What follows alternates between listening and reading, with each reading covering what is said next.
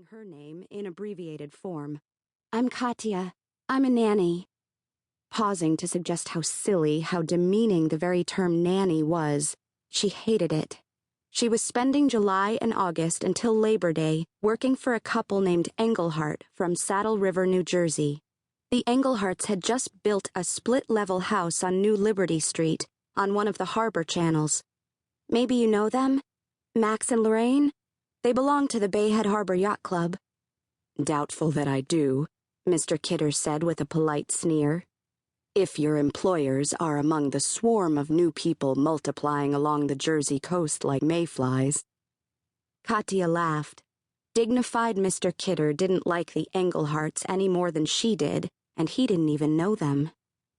Was he going to offer to buy her the nightgown? It seemed to have been forgotten, for which Katya was both grateful and mildly disappointed. Though there was no doubt in her mind how she'd have reacted. "Mr. Kidder, no thanks." "Well, I have to leave now," Katya said, edging away. "Goodbye." "And I too. In this direction."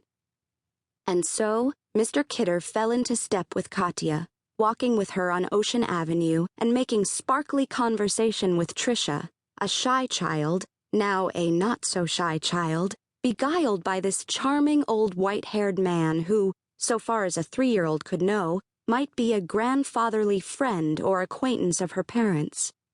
Now in the succession of shop windows, Katya was aware of two reflections, her own and that of the tall, white-haired Mr. Kidder.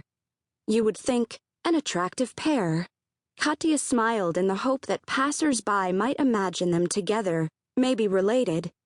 She was thinking how unusual it was to see a man of Mr. Kidder's age so tall, at least 6 feet 2, and he carried himself with such dignity, his shoulders so straight, and his clothes, those were expensive clothes, and that striking white hair, soft floating white, lifting in 2 wings from his high forehead.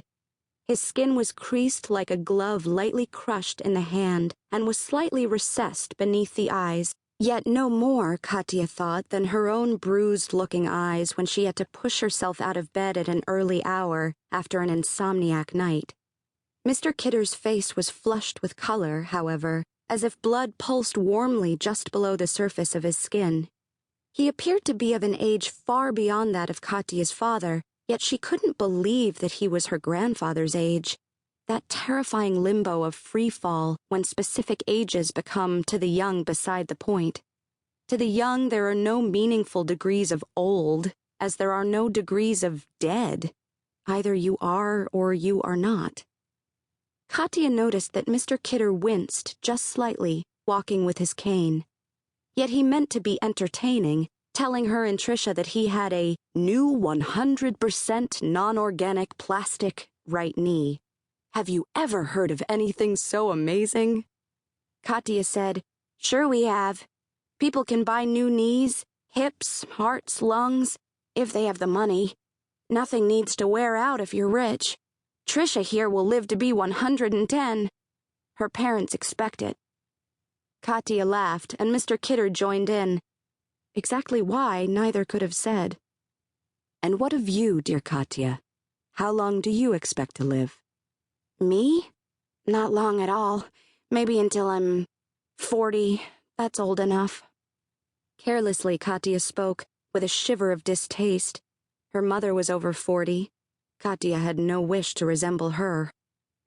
"40 is far too young, dear Katya," Mr. Kidder protested. "Why do you say such a thing?" He seemed genuinely surprised, disapproving. Katya felt the warmth of his disapproval, which was so very different from the chilled disapproval of her family. Katya has a mouth on her, a mouth that wants slapping. "Because I have bad habits?" "Bad habits? I can scarcely believe that."